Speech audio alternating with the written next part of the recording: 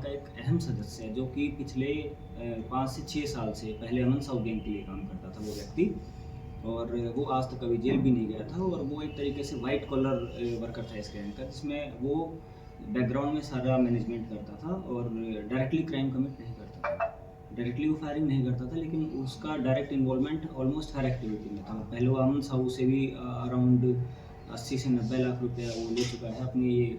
जो फैसिलिटेट करता था, और उसके बाद से वो राहुल सिंह गिरोह से जुड़ा हुआ है। और अब तक उसकी जो आइडेंटिटी है वो भी सिर्फ कन्फेशंस में आती थी या लोग बताते थे, लेकिन एग्जैक्ट आइडेंटिटी उसकी किसी को पता नहीं थी। वो एलियास यूज़ करता था, कटप्पा नाम का एलियास वो यूज़ करता था।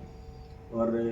कटप्पा, जब अमन सिंह की डेथ होने के बाद कटप्पा के बाद राहुल सिंह गैंग में उसको जॉनी के नाम से जाना जाता था। उसकी एक्चुअल आइडेंटिटी फिर पता चली कि उस व्यक्ति का नाम है अश्विनी कुमार पर्वता, वो रामगढ़ के रहने वाले हैं। और ये इन्होंने अपने जो है बयान में ये भी बताया है कि ये लगभग 15 से 20 लाख रुपए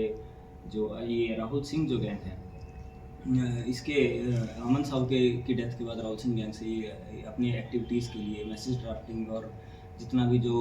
बाकी जो कोयला कारोबारी हुए या फिर जो बाकी बिजनेसमैन हुए, उनकी जो डिटेल्स प्रोवाइड करने का जो मेन काम है, जो टारगेट सेट करने का जो काम है, वो इनके द्वारा किया जाता था। इसी आधार पर और इनके द्वारा ये भी बताया गया है कि जो वेपन्स की जो सप्लाई जो करते थे, वो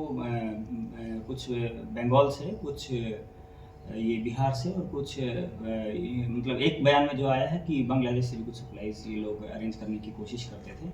और नेपाल के रूप से भी ये लोग वेपन्स लेकर आते थे। और इन लोगों के द्वारा जो रिसेंट में जितने भी जो फायरिंग या जो धमकियाँ जो दी गई हैं राहुल सिंह गैंग के द्वारा, उसमें रांची में इन लोगों का काफ़ी अहम योगदान रहा है। और इनको अरेस्ट करके इनके अगेंस्ट केस रजिस्टर करके जो इनको आज गिरफ्तार करके आगे विधिवत कार्रवाई की जा रही है रांची पुलिस के द्वारा।